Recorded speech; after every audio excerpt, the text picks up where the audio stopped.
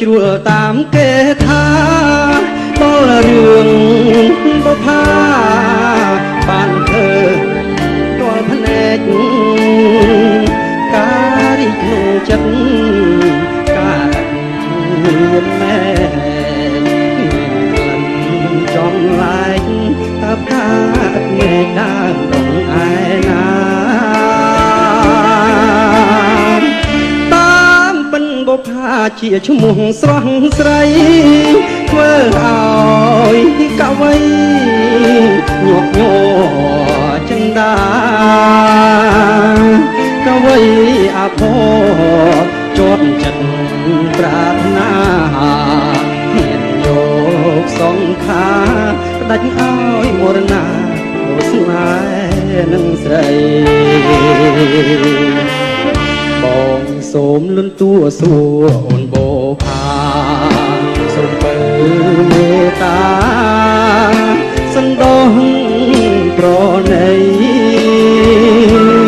សូមអូនអាណិតអរចឹងកវីគុំបងស្័យក៏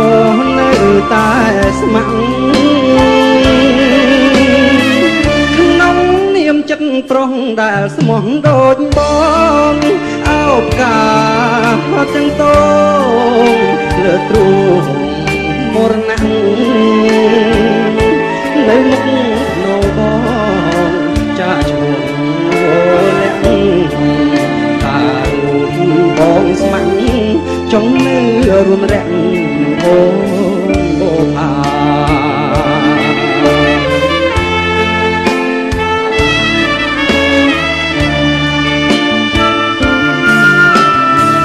ក្នុងនាមចិត្តប្រុសដែលស្មោះដូចប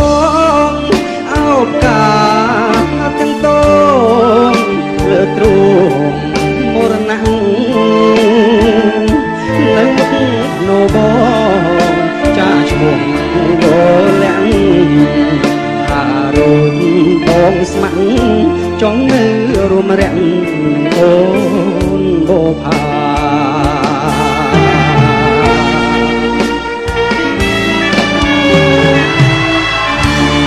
អូបាទអស់ចាស់អរគុណដល់ក្រុមទៀតជូនដល់បេក្ខជនអៀមនេះមួយ